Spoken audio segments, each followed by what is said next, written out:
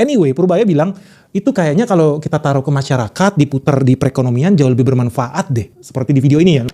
Yang selama ini ada di bank sentral, kebanyakan ada 430 triliun, saya pindahin ke sistem perbankan. 20 triliun itu akan nyebar di sistem supaya uangnya bisa tumbuh dan ekonomi bisa jalan lagi.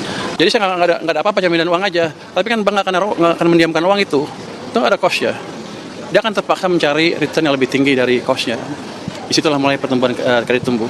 Tapi lu paham gak sih yang sebenarnya dibilang sama si Purbaya nih, menteri kita yang baru nih? Orang-orang pada bilang ini menteri favoritnya Benix.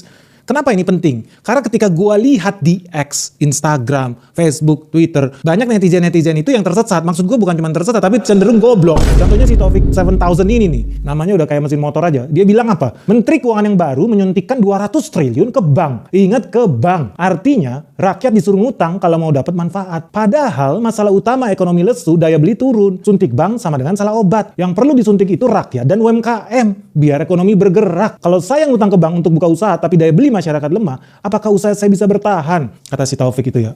Apakah usaha saya bisa bertahan? Udah, lu gak usah buka usaha, lu macul aja di sawah. Ribet amat lu pakai usaha-usaha. Usaha aja udah komplain. Gimana lu udah usaha? Jerit-jerit nanti lu, gak usah. Udah bener, macul aja di sawah. Nah, yang gue bilang gini, banyak orang-orang yang salah kaprah. Termasuk ada mantan menteri nih, yang kita juga udah tahu mereka itu agennya IMF. Kritik Purbaya juga, padahal dia ada jabatan lu di Dewan Ekonomi Nasional. Kita aneh banget ini menteri nih. Gak jelas menurut gue, mantan menteri, sorry. Ibu-ibu juga, bukan ibu-ibu, emak-emak. Pasnya bilang, oh masalah kita itu sekarang apa? Bukan soal kredit di bank, tapi daya beli masyarakat lemah. Gini loh, ini banyak orang tolol ya. Bahkan mantan pejabat banyak yang tolol beneran atau pura-pura tolol itu juga ada. Karena lu tahu nggak, 200 triliun yang mau dipindahin Purbaya dari Bank Indonesia ke Bank Himbara itu berdampak positif bagi perekonomian kita. Suka nggak suka, lu pasti nuduh gue Benix buzzer Prabowo. Enggak, Prabowo nggak punya duit buat bayar gue, nggak cukup. Tapi gue mau bilang perhitungannya pun jelas. Gue bisa ngitung, lu juga bisa ngitung. Ayo kita ngitung bareng-bareng. Lu bayangin teman-teman, selama ini duit itu